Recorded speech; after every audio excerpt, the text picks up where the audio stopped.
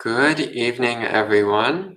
So welcome to another uh, meditation and Dhamma talk here with Empty Cloud Monastery. So we'll begin with a period of meditation as usual, and then after that I'll give a short talk, and I'll take questions at the end.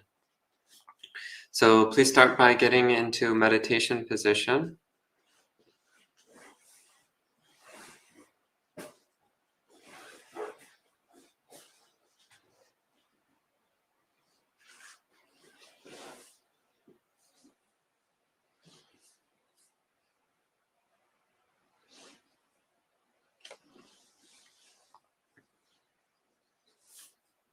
So sitting up nice and straight, bringing your shoulders back. Your hands resting gently in your lap, with thumb tips lightly touching.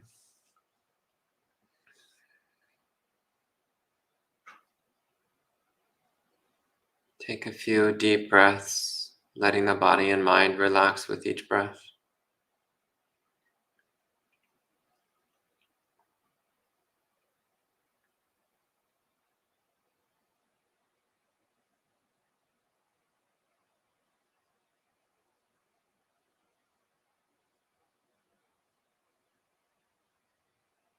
Forgetting about the past. It doesn't matter what you've done before. Doesn't matter what's happened to you. Doesn't matter what your childhood was like or what you had for lunch. None of that matters at all. Doesn't matter what your name is. It doesn't matter what country you're from. It doesn't matter what gender you are. You can forget about all of those things. And you can forget about the future. Any plans you have, anything that's coming up that you're worried about or excited about. You don't actually know if any of that's going to happen. And even if it does happen, you don't know what it's going to be like. So you can forget about all those thoughts of the future. They're all meaningless. Just bring your full attention to the present moment, to the feeling of the mind in the present moment.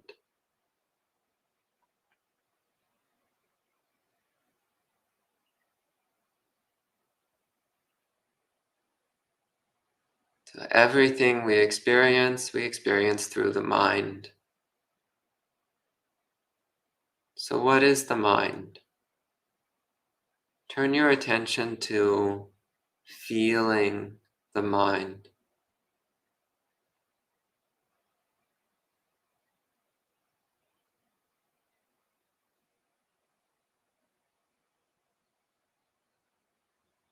This field of awareness.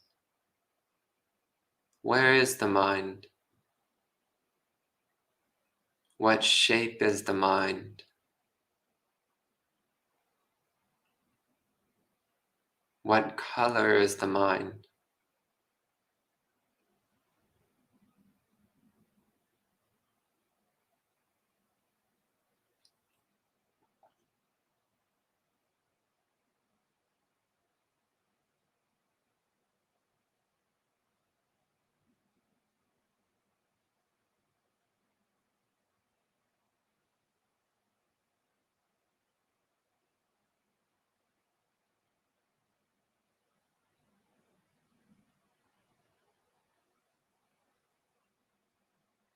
Don't get distracted by the objects that float through the mind. Physical sensations, emotions, thoughts. Don't get distracted by those objects. They're like leaves floating on the water. Pay attention to the water, not to the leaves. So pay attention to the mind itself, not to the objects floating through the mind.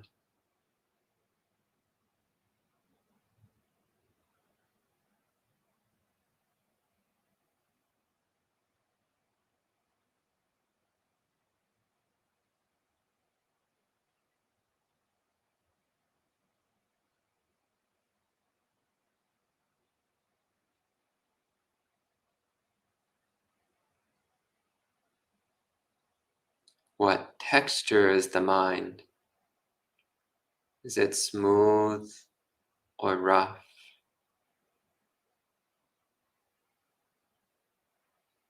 What temperature is the mind? Is it warm or cool?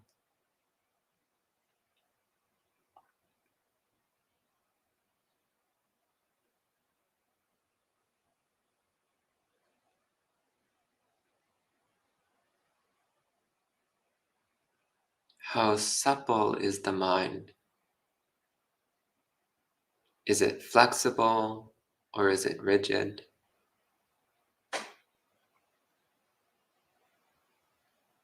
How big is the mind? Is it small, medium, or large?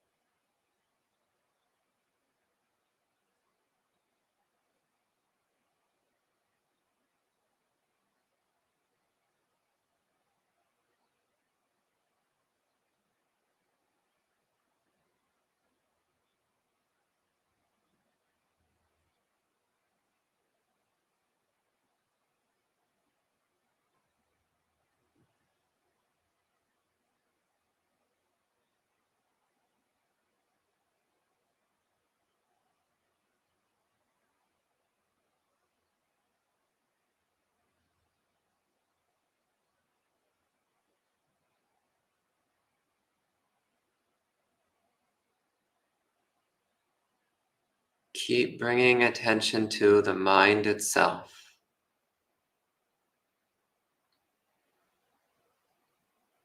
So looking past the objects of mind, looking at the mind itself, directly knowing the mind itself.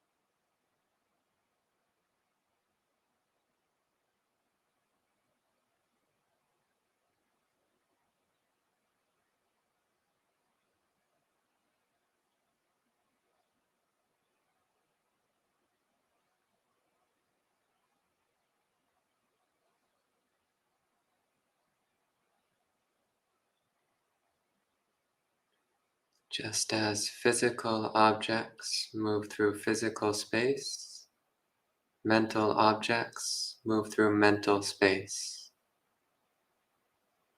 Feel that mental space. Disregard the objects. Feel the mind space itself.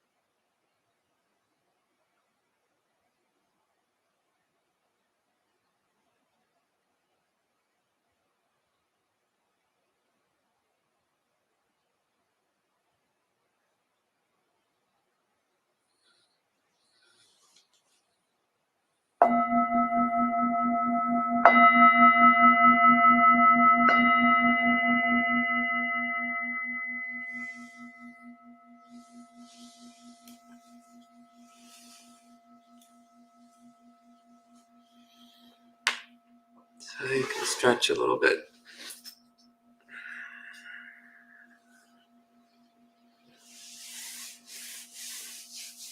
Release your posture.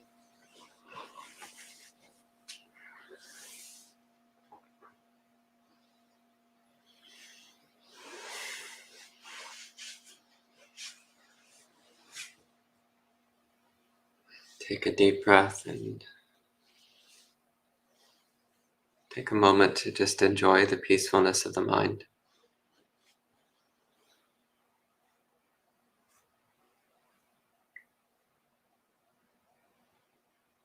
At the end of a period of meditation, there's often a feeling of refreshment in the mind, similar to when you're hot and tired and you have a nice cold glass of water. There's that sense of refreshment. Often it's similar after a period of meditation. The mind feels cooled off, rehydrated, refreshed. So it's good to take a moment to appreciate that feeling.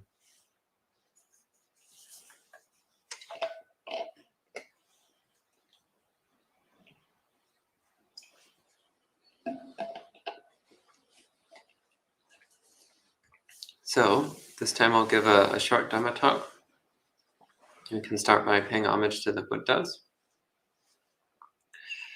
Namo tassa bhagavato arahato samma sambuddhassa. Namo tassa bhagavato arahato samma sambuddhassa. Namo tassa bhagavato arahato samma sambuddhassa. Buddhang dhammang sanghang namassami.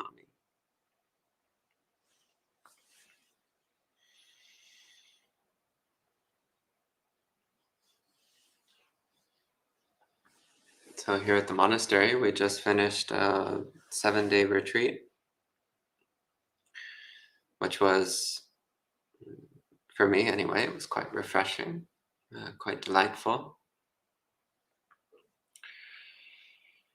And it's quite important for anyone who's serious about their meditation practice. It's quite important to occasionally go on meditation retreats.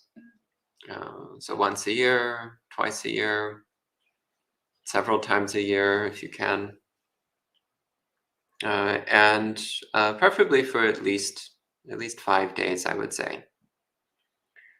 So anything less than 3 days is usually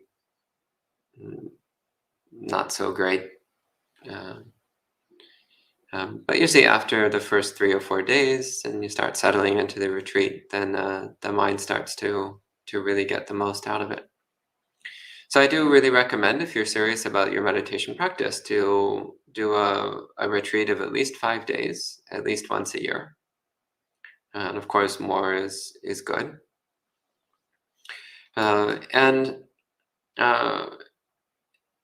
But it's also important not to make retreat the central part of your practice. So this is a very common error among Western convert Buddhists. So among Western convert Buddhists, most of us get interested in Buddhism primarily through meditation practice. And there's often this idea that meditation is the real practice, that meditation is the real Buddhist practice. And that because meditation retreats are the most intensive form of meditation practice, that therefore meditation retreats are the most real form of Buddhist practice, the most valuable, the most important. So often then among Western convert Buddhists who have this kind of mentality, there's a sense that the worth of somebody's practice is directly related to how much time they spend in meditation retreat. And this idea that other elements of Buddhism are not particularly important, or possibly often they're considered not important at all. So things like generosity, morality, sutra study, Dhamma discussion, renunciation. So all these elements of Buddhism are often swept aside. And this emphasis is placed upon just doing meditation retreats. And of course, meditation retreats are really good. They're really valuable. If you want to get strong samadhi, there is no substitute for meditation retreats. Meditation retreats are designed to support the development of samadhi. The guidelines, the schedule, the structure, the setup, it's usually all meant to be supportive for samadhi practice. So meditation retreats are, of course, very valuable and very important, but they must be part of a larger view of Buddhism. So a view of Buddhism which encompasses the entire Eightfold Path. So one element of the Eightfold Path is Samma Samadhi. And the best way to practice Samma Samadhi is in meditation retreat. So that is one part of the Eightfold Path, which you can only really fully develop in a retreat format. It's very difficult to get strong Samma Samadhi outside of a meditation retreat. Not impossible, just much more difficult.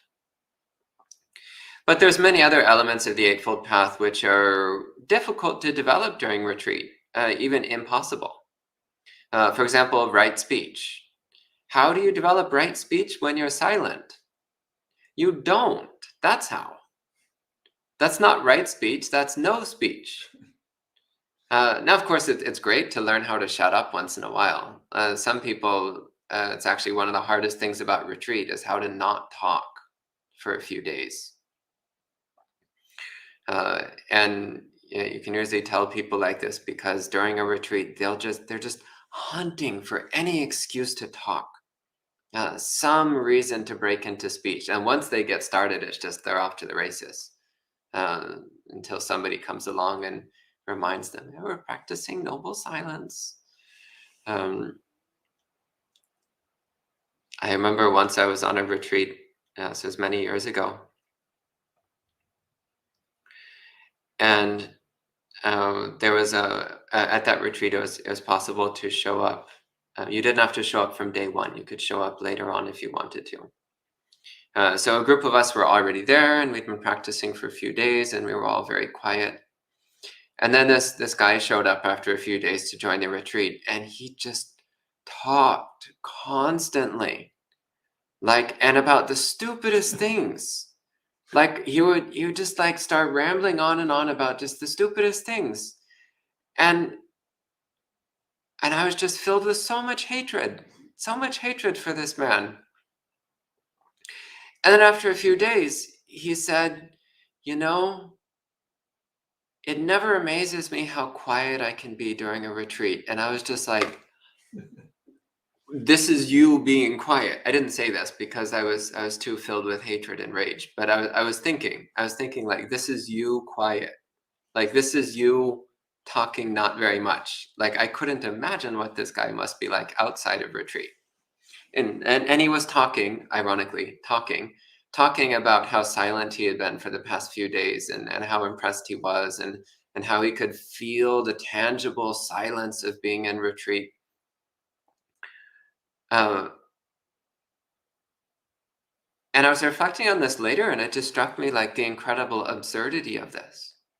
The incredible absurdity of talking about silence while not being silent.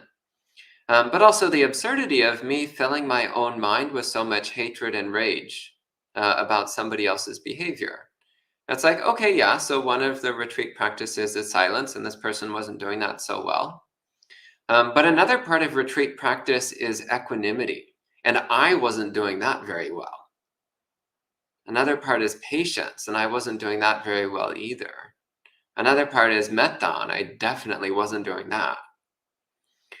So in all my judgment of this other person's shortcomings in the silence department, I was failing quite badly in many other aspects of Dhamma practice. Though I was keeping the silence, and I was keeping it very well. So I had that to bolster my arrogance.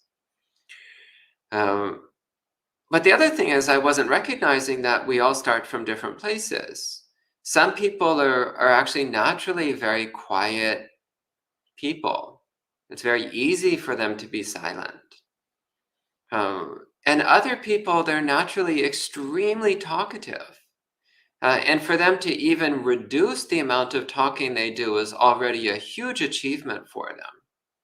So rather than appreciate how diligently this person was trying to reduce the amount of talking, instead I was fixating on the fact that they weren't as quiet as me. Later on, the person came outside of retreat. I met them outside of retreat, and then I understood.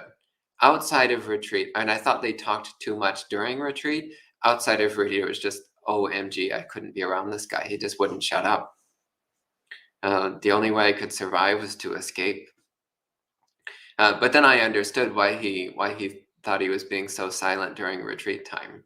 That's, well, by comparison to what he's like outside of retreat, he was in fact very quiet. But the point is that during retreat, if you're just not talking at all, then you're not actually developing right speech. You're developing non-speech, no speech. And again, that's a useful skill. Learning how to not talk is a useful skill.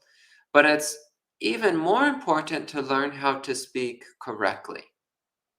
So the Buddha said we should speak words that are gentle, words that are lovable, words that are beneficial, words that are worth treasuring. I've always been really touched by this. The word in Pali is nidhanavati. So the word nidhana means like hidden treasure, buried treasure, secret treasure. So nidhanavati is something that you want to treasure, something that you want to keep, as if it was a hidden treasure, a secret treasure. So the Buddha says these are the kind of words that we should speak, words that are worth treasuring.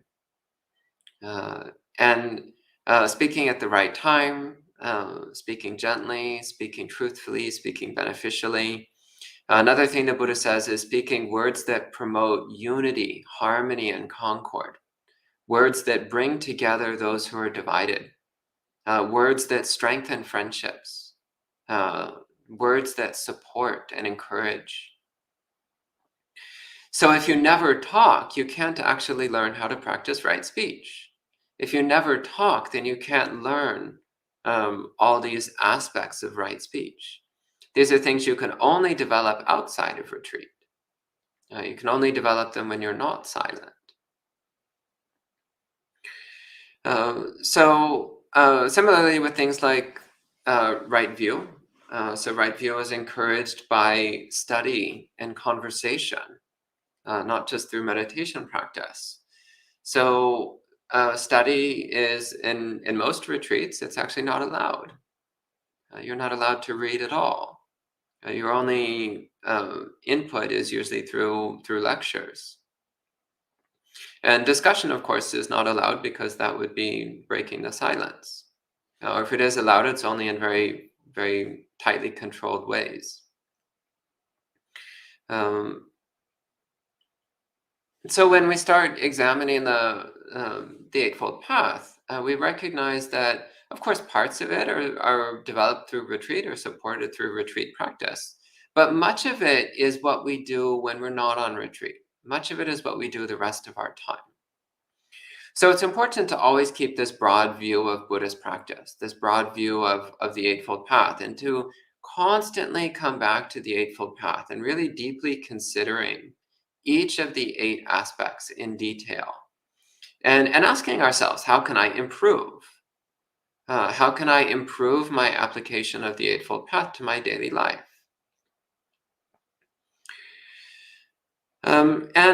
Another thing which then comes up is this question: how do I integrate retreat into my ordinary life?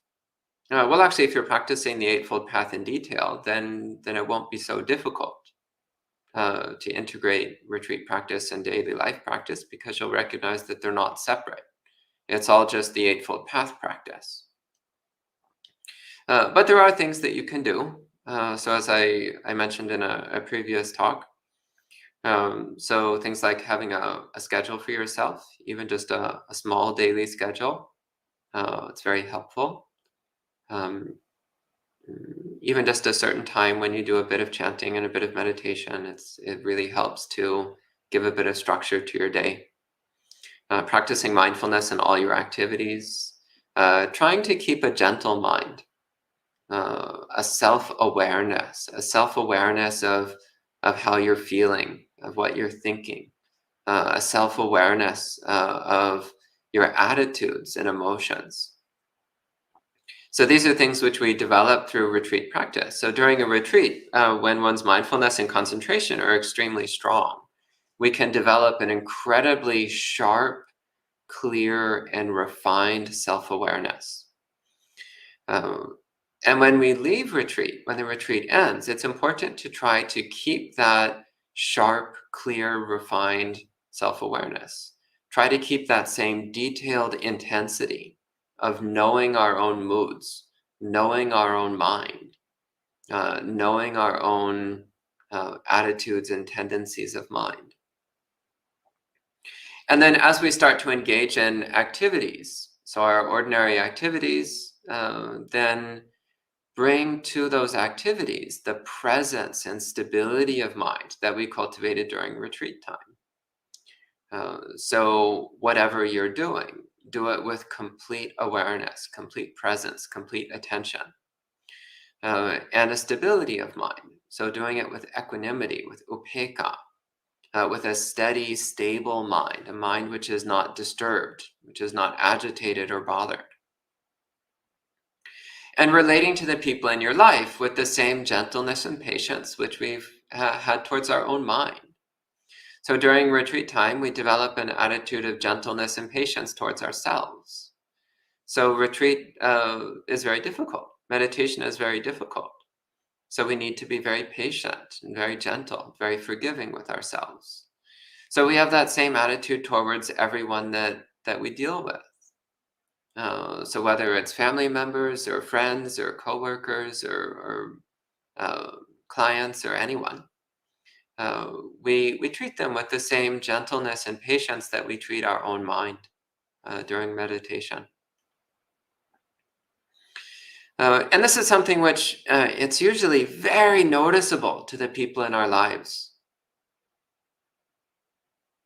So you come back from retreat and people will notice like, oh, you're so calm and patient and gentle. And actually, it's not an uncommon thing that when somebody starts going on retreats from time to time, that then all their family and friends start telling them, oh, you should go on retreat more often. And this is because they really appreciate how after we've spent a week training our mind, that usually we come out of that with this wellspring of gentleness and patience and kindness. Which is, it's tangible to all the people in our lives. They can feel it. And just being around that, they tend to soak it up. Just being around us, being around these qualities of gentleness and stability, the people in our lives tend to become a little bit gentler and a little bit calmer as well. So this is one of the ways that we benefit others through our practice. So through cultivating our own stability and gentleness, we saturate the people around us with that as well.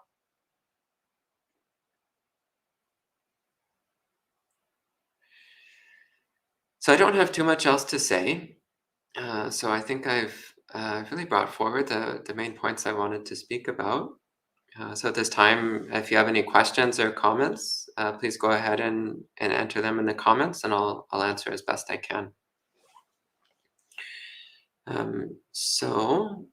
Hello to all the people joining in. So hello to Gita, Kumu, Sud, Jayanta, Maranta, Mary, Gayan, Patricia, Madhavi, Putrika, Pravat, Modern Contemplative, Scott, okay. And welcome to everyone. So I see there's some questions.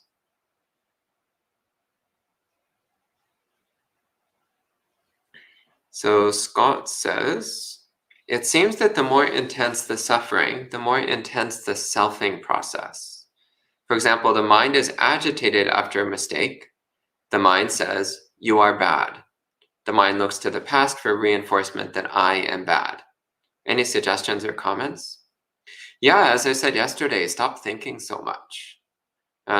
Most of our thinking is unnecessary and just ties ourselves into knots. Most of our thinking is just making a mess out of what is inherently clean and pure.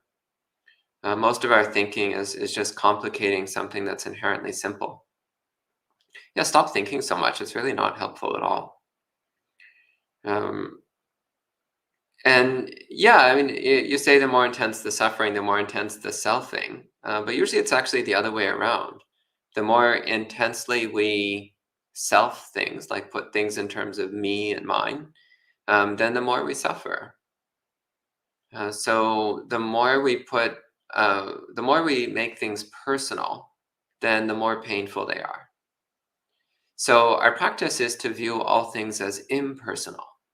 This is called Anatasanya, seeing everything as impersonal. It's not about me. It's not about you. It's just nature. It's just nature expressing itself. It's just causes and conditions. That's all. It's not personal. It's not about you. It's not about me. So you give the example of a mistake. Well, mistakes are part of nature. So learn from it and move on. It doesn't mean you are a bad person. It just means that a mistake happened. Well, learn from it. Make a determination to try to do better. And then forget about it and move on. Mistakes are part of life. Mistakes are part of the learning process.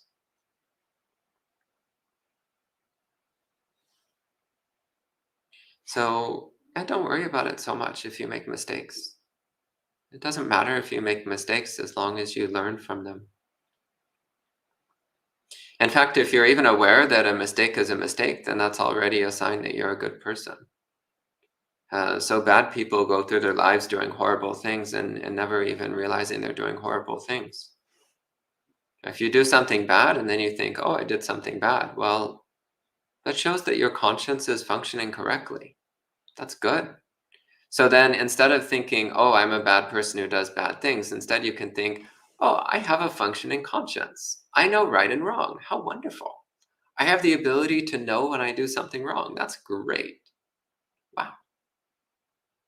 I'm a good person. And you can commit. And I'm going to try to follow my conscience. I'm going to try to only do what's good, what's right, what's wholesome. And then you can reflect on how wonderful it feels to be a good person committed to being good. And this whole story of being bad just never surfaces in the mind. On the other hand, if by mistake you mean things like mistakes in math, who cares? Seriously, who cares? I remember once, many, many years ago, when I was living at a Zen center, and I was working in the kitchen at the time. And I was working with another woman, and we were baking scones. And the recipe was for a small number of people, and we had to bake scones for a large number of people. And she was stepping up the recipe.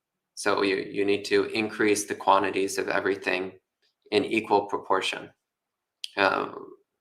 And she made a mistake doing the math, and she wound up tripling the amount of milk that went into the scones. So we mixed the batter together, and it's really, really wet and liquidy, and it's like, ooh, this doesn't look right at all. So we mixed in some more flour until it started to look more like the right texture. And then we baked the scones, and then they came out kind of a weird shape, not quite the way a scone is supposed to look. And we were like, ooh. And then one of the other people ate one of the scones, and they were like, wow, these scones, they're so soft and tender. Normally scones are so dry, but these ones are really wonderful. The texture is so great.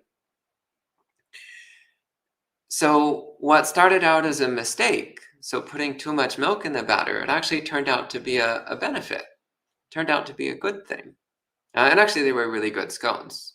Uh, I can't deny it. And I still remember this to this day.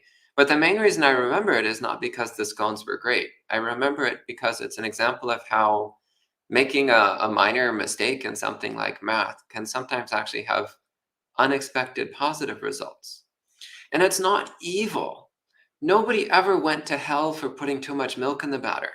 Nobody ever went to hell for tripling something instead of doubling it. These are really, really insignificant things that have no moral content. So who cares? Don't make a big deal out of it. Don't make any deal out of it.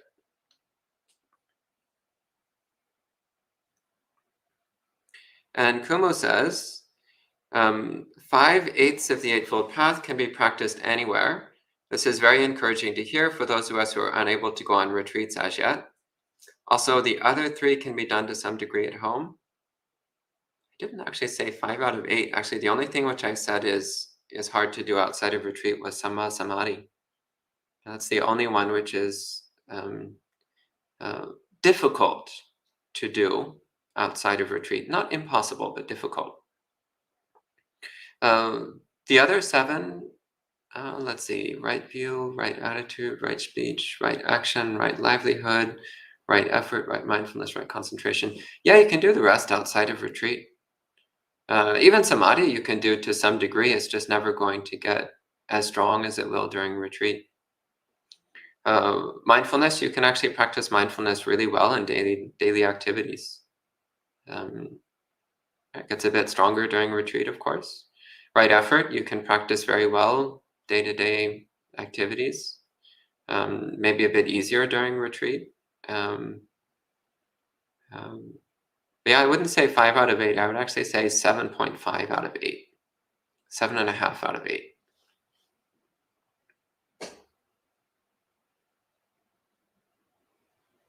Sud says, being mindful in the moment, would you say is also a type of meditation practice? Well, it depends on what you mean by the word meditation. So in Pali, there's 2 words that are commonly translated as translatable as meditation. One is bhavana. So bhavana literally means bringing into being. So it means bringing into being wholesome states of mind. So practicing mindfulness is bringing into being mindfulness, which is a wholesome state of mind. So in that sense, being mindful is practicing bhavana. Whether you're doing formal meditation or not, you're still developing a wholesome mind. So that's good. The other word that's translatable as meditation is, it's actually jhana. So the word jhana has 2 uses. One is as a technical term referring to deep states of samadhi. And the other is actually just a normal verb that means practicing meditation, it means meditating. From the verb jayati, which means meditates, we get the present participle jhana, which means meditating. And there's a few places in the suttas where the word jhana is used in this just ordinary way of just meaning to practice meditation. And the verb jayati, from which the word jhana comes from, is used all over the place just to mean meditation. But it does carry the connotation of practicing in a formal, deliberate kind of meditation way. So when you use the word jayati or jhana, it's talking about formal meditation practice.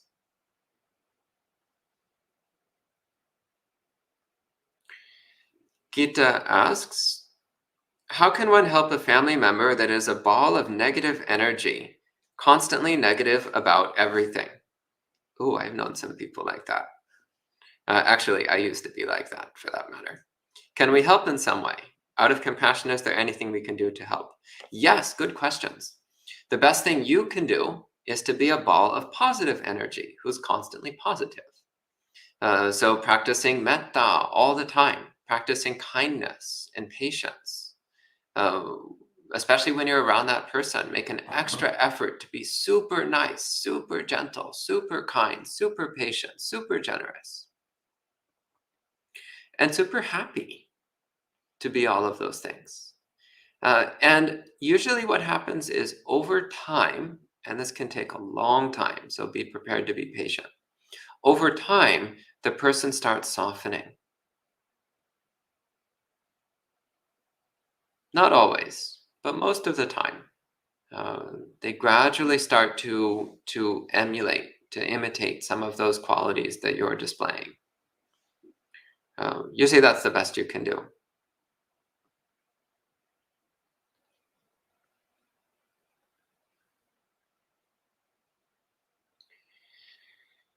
Then Facundo says, how does the selfing relate to the anatta teaching? Is it possible to sometimes create an idea around a self when necessary and not cling to it? So I think I spoke about that pretty clearly earlier. So whenever we personalize anything, whenever we put things in terms of me and mine, then it's creating a sense of self, an atta. Uh, so then anatta is seeing everything as impersonal, not me, not mine, not who I am. And that's actually a very advanced Buddhist practice, and it's very difficult. Um, but it's very important to practice because this is what's unique to Buddhism. This is what makes somebody enlightened, is anatta. This is the critical thing that leads to stream entry. And it's the critical thing that leads to full awakening. And then for the second part of your question, possible to create an idea around a self when necessary, not cling to it. Yes and no. So to some degree, what we're doing in Buddhist practice is we are replacing our unwholesome self-identity with a wholesome self-identity. So for example, creating the wholesome self-identity of, I am a gentle, kind, generous, friendly person who likes to meditate a lot. That's a wholesome self-identity which will lead towards awakening. But it is still a form of self-identity, and there's definitely still clinging going on. There's definitely still attachment to that self-identity. But for the time being, it's a good thing to hold on to. So like the Buddha gives the simile of the raft. In order to cross the river, you build a raft.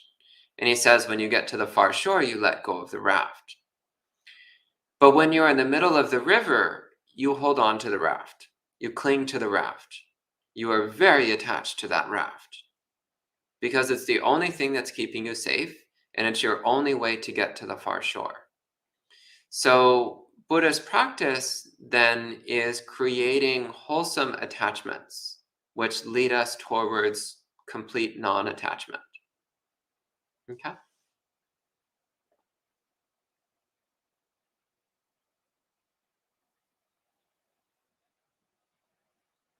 And Brian asks, when is it appropriate to apply counter wholesome thoughts to unwholesome thoughts? Is it only when unwholesome thoughts are repetitive, like using metta to counter hatred? Do it whenever it gets good results. That's the short answer. Do it when it helps. So usually, usually how I approach this actually is on a day-to-day basis. So if over the course of a day I notice that I've been having a lot of aversion, then the next day I'll do a lot of extra metta practice. I don't particularly like to apply a counter method at the time. Usually I keep with trying to do whatever meditation I'm trying to do. But I remember it's like, okay, I'm having a lot of aversion problems. So in my next meditation period or the next day, I need to do a lot more metta. Because when it keeps appearing in the mind, that's a sign that your baseline level is rising, and you need to reduce the baseline level. It's like the water table. So like in the ground, there's a constant layer of water in the ground, and how deep it is depends upon where you are, and depends upon how much rain there's been lately, and so on. and the elevation and various factors like that, which I'm not a geologist, so I can't really talk in detail. So, like when you get a lot of heavy rainfall, then the water table rises uh, to the point where you can even have standing water on the surface of the ground. So, similarly, if we're feeding our dosa and we're not practicing enough metta, then the baseline dosa level of the mind will rise. And then it will start popping up all day long, and it'll be very hard to do anything about it. So that's an indication that you need to do a lot more metta practice. But it's not like you just slap a metta band-aid on it and it goes away. Rather, it's indicating that there's a deeper systemic problem that you need to solve systemically. That said, yeah, sometimes if you seem to just be getting like a little spike of an unwholesome mind state, then actually usually if you just go back to your meditation method, it goes away on its own and it isn't a problem. It is when you have persistent ongoing resurgences of a particular hindrance, a particular defilement. That's usually when there's a sign that you need to change your overall strategy because something's not quite working. Let's see, and Paulette says, I'm new to Zen Buddhism. Do you have any suggestions for any books to help me learn more about Buddhism? Well, if you want to learn specifically about Zen Buddhism, then I recommend the teachings of Master Sheng Yen. Sheng Yen, Shengyen. That's how it's usually written in English. So he was a Chan master from Taiwan who passed away several years ago, who gave really beautifully clear and detailed descriptions of how to practice Chinese Zen. That's what I recommend if you want Zen in particular. If you want books about Buddhism in general, I recommend The Noble Eightfold Path by Bhikkhu Bodhi, What the Buddha Taught by Walpola Rahula, and In the Buddha's Words, which is an anthology of the suttas. And there's one more question online. Scott says, what is the danger of holding on to the positive identity? Does it mean we may be more inclined to attach to negative mind states too? So there's not really any danger to holding on to a positive identity because eventually it will lead you to letting go of all identities. If your positive identity is one of a sincere Buddhist practitioner, then eventually that will lead you to letting go of all identity. So there's no danger there. If you have a more limited form of positive identity, such as I am a person who likes giving sandwiches to beggars, well, and that's still good, keep doing it, but recognize that that's a very narrow and constricted identity, which is eventually going to cause problems for you. The basic principle of practicing generosity is a good one, but an excessively narrow kind of identity like that is eventually going to cause you some problems. And no, having a positive self-identity of being a good Buddhist, that will not make you more inclined to attach to negative mind states. In fact, quite the opposite. So that's the end of the questions from online. Any questions from the monastery residents? No, nothing? Okay. Okay, so I think that's it for today. So please join in tomorrow morning for our usual morning sutta study. And then tomorrow evening for monk chat, when you can ask all of your random questions and I'll do my best to answer them. So we'll end with 3 sadhus. Sadhu, sadhu, sadhu. And we'll see you next time.